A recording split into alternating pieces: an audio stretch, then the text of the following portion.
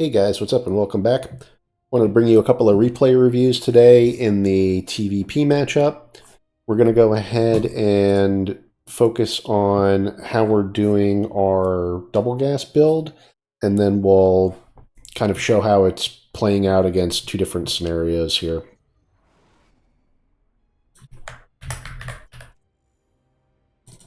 Alright, so let's first focus on our build.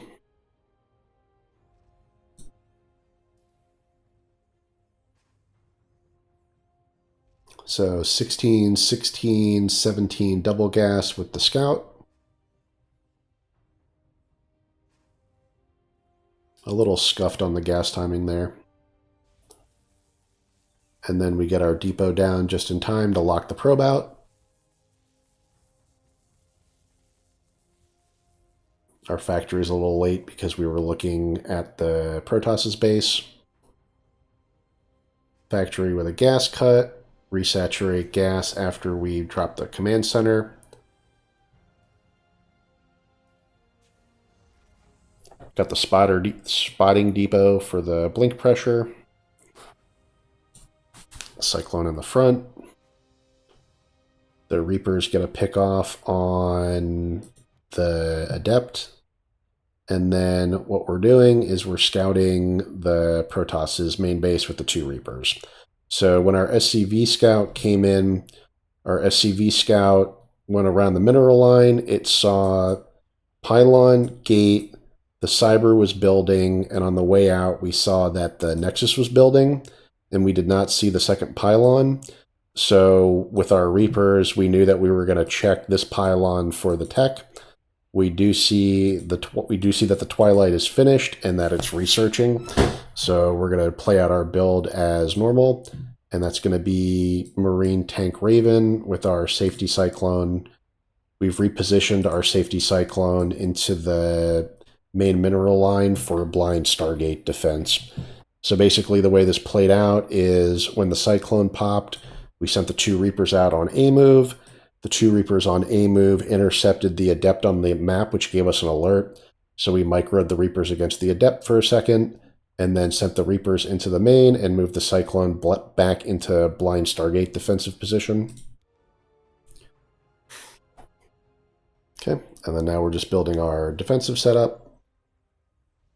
Marines in the bunker in the front. 3-1-1, tank Raven. The Raven in the front is good in case they try to walk DTs up, so that'll help you before you get turrets out.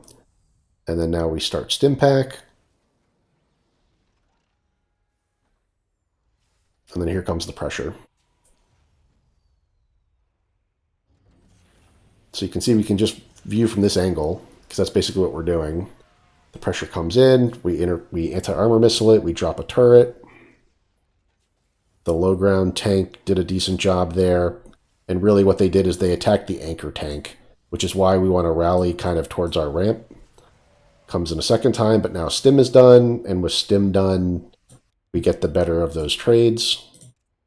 So in units lost, we're up not quite 1,000 in resource, but we have double the supply. So what's going on? So opponent has cut probes. They only have 3 stalkers left. They still have their warp prism. And then we are building our +1/+1 fully juiced bio. We dropped our armory when our upgrades were about halfway done.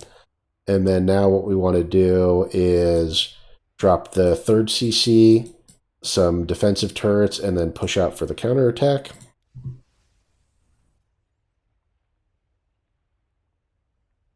Okay, so here we go. We don't even empty the bunker out. We check for the 3rd, so we scan there, and the 3rd's not there. So if the 3rd was there, we would go to this position and siege. But since it's not, the choice is either to siege the 3rd or push the natural. We're going to opt to push the natural through this lane here. We're dropping the 3rd and the safety turrets. And you can see the safety turrets are going to be really important because opponent's going to try and fly the warp prism back in.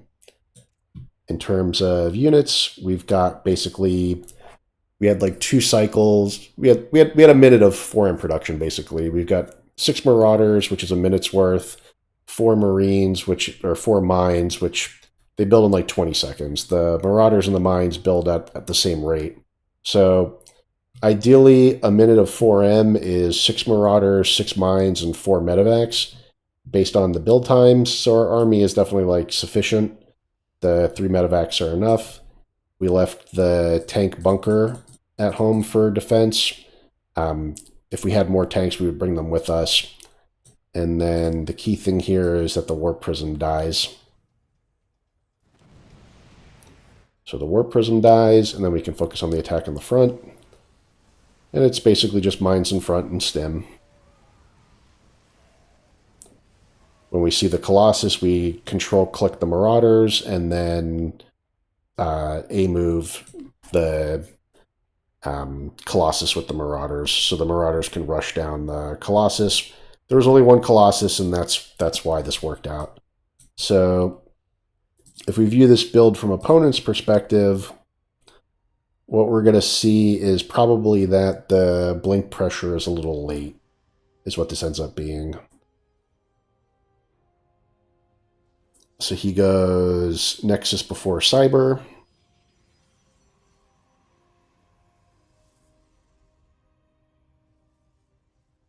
And then I would call this like 3-gate Twilight. So rather than building the Twilight, then the extra gates, he builds the 2 gates in the Twilight kind of at the same time. And then the Robo, so no Observer, straight to Warp Prism. He's floating a decent amount, but you got to assume it's saving up for warp-ins.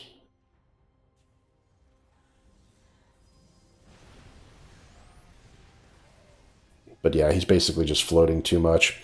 So he probably could have done this 4-gate style, but he's limited on gas, right? So, and then now he's going to try and explode his production up with additional gates and the Robo-Bay tech, but the Robo-Bay tech is just a little late. A little late to defend the counterattack, but that's basically exactly what we're trying to do. We had the SimCity build exactly like the previous build guides, and then after we hold the blink pressure, we just go for the counterattack. And got to remember to build the 1 to 2 starport units out of the naked medevac. And then, you know, the starport being here for the SimCity was actually pretty good. So the setup is still good. The tech labs are back where they need to be. I like having all 4 buildings in a row like this, plus this one here.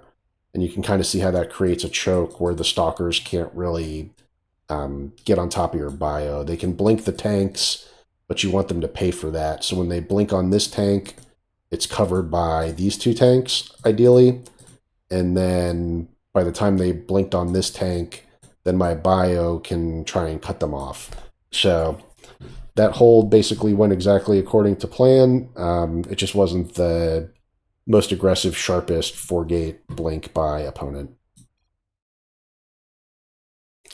All right, so let's look at another one real quick, which is against a Stargate opener.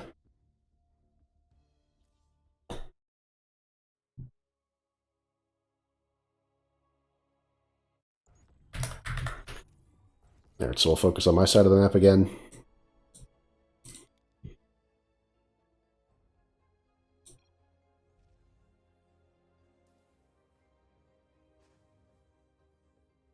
Okay, 16, 16, 17 double gas with a scout.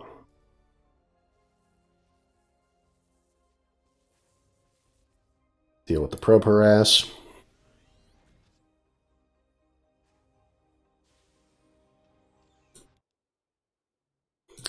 So my scout saw that it was a 2-gate opener. So I see 2-gate, 2 gas, assume that the expansion is going to be late.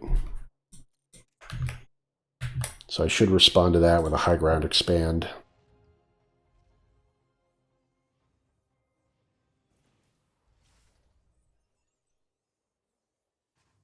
Oh, I low ground expanded? Okay, that's a bit of a mistake. And then he's going 2 Stalker into Stargate. So on my side of the map, we drop the factory ideally at 100 gas, do the gas cut, drop the expansion, resaturate gas, reactor before starport, spotter depot, that should go into pylon, or spotter depot into bunker, excuse me. And then the cyclone is key here against the pressure, right? So the cyclone can single-handedly, not single-handedly, but the cyclone plus the Marines are good enough to defend against those two stalkers. And then the cyclone positioned defensively in the main mineral line shoot away that oracle. So now the oracle's in the back.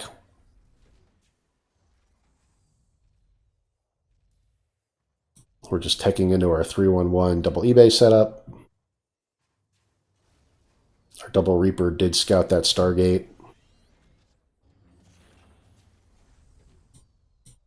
We're getting our upgrades, so everything's queued. All the upgrades are queued up. Reactors are on the way. Halfway at 1-1, we get the armory. Opponent probably F2'd to bring everything together. And then in this situation, we're going to take everything on the counterattack. So we're going to empty and salvage the bunker, unsiege the tanks, and we're going to cross the map with 4 Marauder, 2 Mine, 2 Medevac out of the 311 4M production setup. But we've got 2 Mines and 2 Medevacs on the way and a bunch of bio.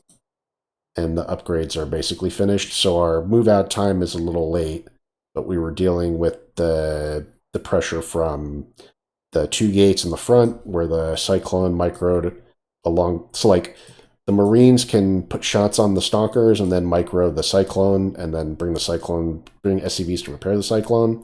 And then after the bunker was up and Marines were in the bunker, then I could move the Cyclone back into the main mineral line, and it was just in time to deflect the Oracle. Meanwhile, what opponent is doing is now opponent's going to up their production. So they went 2 gate, Stargate. So two gates into a Stargate into Twilight Council. And I believe they researched Charge first. So they go 2 gate, Stargate, Twilight, Charge, Blink in that order. And then they're adding on a whole bunch of extra gates, and they should be getting some more tech as well. Yeah, so they try to get all their tech at the same time. So they go Templar Archives, Forge, Robobay, but my counterattack gets in before their tech gets online. And then what I wanted to do here was siege the tanks here, and then I want the mines to cover the tanks, basically. And then I'm just going to pressure the front with my bio. But before I do that, I use the Raven to kind of draw the army in. Anti-armor missile, drop a turret. And that attack was basically just game.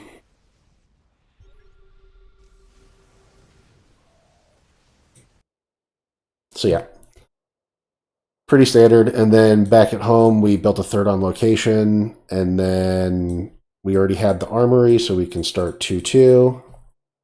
We've got plenty of money to start 2-2. And then we want to go 2 more racks, move the factory off, build a tech lab. And then the way we're going to upgrade and tech up from here is we want Ghost Academy. We want factory moved over onto a tech lab. And then we can get drilling claws, smart servos on this factory, trickle out 1 mine at a time, and then build Marine Marauder Ghost, Medevac Viking out of the starport with a reactor on it, and then single trickle mines, where the factory at this point in mid-game is basically just building it's really for the upgrades for smart servos and for drilling claws. Drilling claws obviously for the mines, and then smart servos is going to make the Vikings a little better in terms of landing the Vikings against the stalkers, right? So for upgrades at this point, we should go +2/+2 and air weapons, and then transition from medevacs into Vikings. and then make a handful of ghosts, and then continue making Marine Marauder Ghost, right? So why do we do that? Because that blind counters the next transitions, right? And you can see what the next transitions are going to be. So he starts off with 2-gate pressure, which is countered by the bunker plus the cyclone. Then he goes Stargate, which is countered by the cyclone in the main mineral line.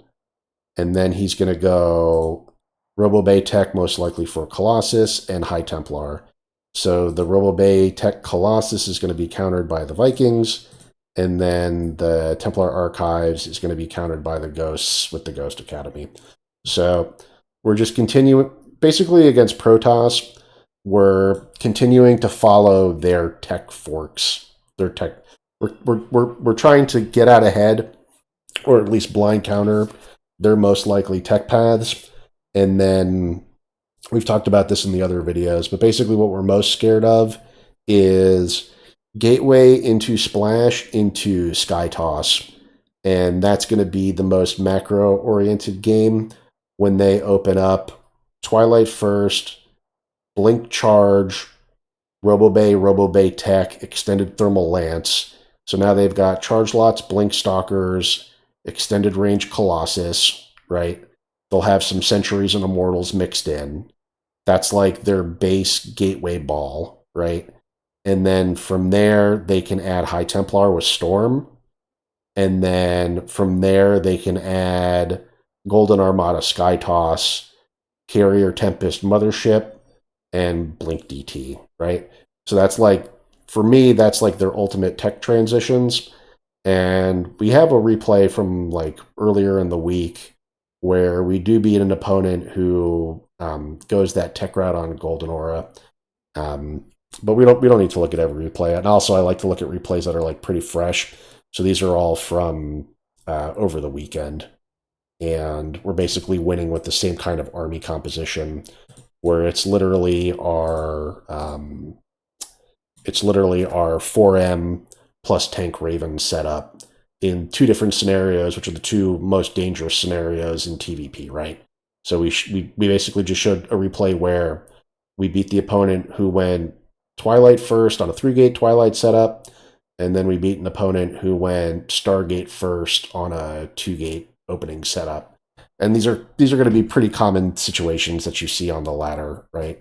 So they'll do like a 2-gate tech rush where they'll get Twilight, maybe Dark Shrine, or they'll do like a straight up partying like 4-gate blink style, or they'll sit back and do 3-gate robo into macro, get their gateway upgrades a little later, but then they'll have like a few Colossus that's difficult to deal with unless you have a good amount of Vikings. So yeah, our win rate is getting better. We're getting close to like 40%, and we're going to work our way to 50%. What we're having trouble with is microing against Cannon Rush. So the double gas build walling off quick is good because that's kind of blind countering Cannon Rush a little bit. But if the opponent initiates a Cannon Rush, we're just having a really hard time microing our SCVs against that. We don't have enough practice at it. So our TvP win rate is still not great because we still are getting beat by Cannon Rush. We aren't winning every game where we do this open against Twilight. Like sometimes we have games where we'll hold the blink pressure, but then not win the mid-late game transition, right? So we have an example here where we win the mid-late game transition. There's plenty of examples where we lose the mid-late game transition after a hold. There's other times where Protoss will go Observer first and see that our Sim City is designed to hold against Blink, and then they'll just not go for the Blink pressure and instead just choose to macro up at home. That's pretty challenging. And then if they go 3-gate robo specifically, we can try and audible into a mine drop, but the setup at home for that isn't the easiest. It involves a lot of add-on swapping, and it delays our upgrades. So yeah, there's a lot going on in TvP, but this build and this video, which is showing the live game examples, right? And then the last two videos, which is the build guide and all the different analysis, it's definitely holding up, and it's doing exactly what I want it to do. And then we just need more practice against holding Cannon Rush, and then we need more practice getting from the late game transition into the late game. And we've got some ideas for late game production based on how we're seeing Clem play Biomine Ghost Lib.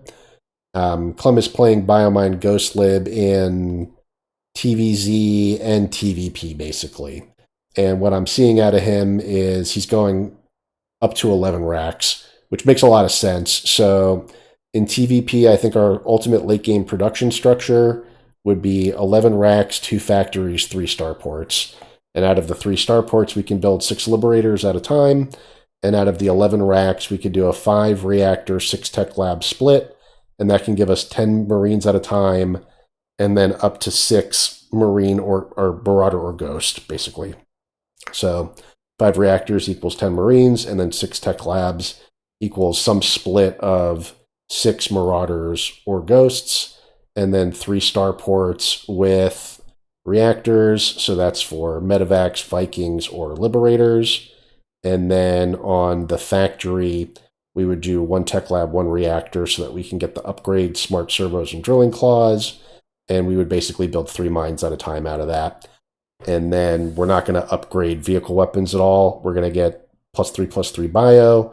We're going to get fusion core with lib range and Medivac reactor. And on a single armory, we'll just continue upgrading air weapons. And then when air weapons are at +3, we'll upgrade vehicle plating. So we can do this whole thing on 1 armory, because if you think about what we need from a tech structure perspective, it's ideal if we can stick to 5 tech structures for most of the game. And that would be 2 E-Bays, 1 armory, 1 Ghost Academy, and 1 fusion core is what that ends up looking like, and how we would upgrade through that. And we're upgrading mech air mainly because the most likely thing that's going to happen if we get into an ultra late game situation is that Protoss is going to switch into Skytoss. And at that point, the +3 libs and the +3 Vikings are going to make a big difference. So, yeah, that's the build overall. We've still got the spreadsheet here that's got a lot of good information. I think the slide is essentially perfect now at this point. We've got the mid-game transition at the top, which is drop the 3rd CC, 4th and 5th racks, Armory and Ghost Academy, 5-1-1 on 3 bases between 66 and 74 SCVs. And then that 1 factory is going to be on Tech Lab, like we've been discussing. And then we went over this slide before, so all of these concepts are kind of here. We just threw that optional Widow Mine drop on, and you would basically build that optional Widow Mine drop before you get into Tank Raven. So, all right, guys, hope that helped. Let me know in the comments if you guys want me to keep on doing different types of TvP analysis, but at this point, I think the 3 builds that I've put together are kind of fully fleshed out, and everything else I do at this point will just kind of be improving some of the logistics of the channel. So I need to work on thumbnails, I need to work on uploading replays to SC2 replay stats and linking those, and I need to work on the descriptions across all of the videos. I don't really have any other additional video content I want to get into until I get into a TvP ultra late game situation that I win, and then we'll go over the replay review for that. The good news is we're starting to get into those TvP late game situations, but I don't have an example that's as good as the TvT build example, right? Like I posted that video of the 30-minute game, which was my favorite game of 2023 season 4. And it's because we played picture perfect to the game plan that's on the slide in that video. And the difference here is for TvT and for TvZ, these slides cover through late game concepts, right? And TvP is just so different because in TvP, we first have to get through the early mid-game transition and then the mid-late game transition. So TvP basically has an extra transitional phase based on the Protoss's tech choice, is how I'm thinking about this. So I really need one more slide that's got the late game concepts, even though what we've described is basically what late game is, which is biomine, the 4M setup, right? We open tank Raven, but then we transition into Ghost Viking and then into Ghost Lib, right? So we can definitely make a slide with that, but we also want to get the accompanying replays that shows us dominating a late game situation by pushing in with Liberators. And if I dig around hard enough, I can definitely find some examples of where I've won games like that on Golden Aura with transition into Liberators. Those replays are just like over a week old at this point, so it's going to be pretty difficult to dig through and find them. But I might take a look at that, and if the examples are good enough, we can post one more video showing the lib transition. But otherwise, we'll just try and wait to get a good game, and then we'll go from there. Okay, guys, thanks a lot. Appreciate your attention. Comment if you want to see something specific, or if you've got any pointers. I do appreciate the feedback, and the best kind of feedback is just when people want to see more stuff. So, or like on the map analysis video, some guy said, "Hey, this is great," posted on Reddit in a shorter format. I do appreciate all that kind of feedback. Just when it comes to Reddit, the point of view that I have is the point of view of the low diamond player, right? So like 3.1K Terran on North America. The Reddit GMs and the Twitch GMs generally don't appreciate lower elo players giving advice. So I keep it on my channel because this channel is mainly for me to go through my kind of theory craft and replay reviews, and it generally just helps me a lot with the games that I'm interested in, but I also like the feedback that I'm getting from the small audience of people that are watching these videos. So appreciate it a lot, guys. Keep it up. Thanks a lot. Take care.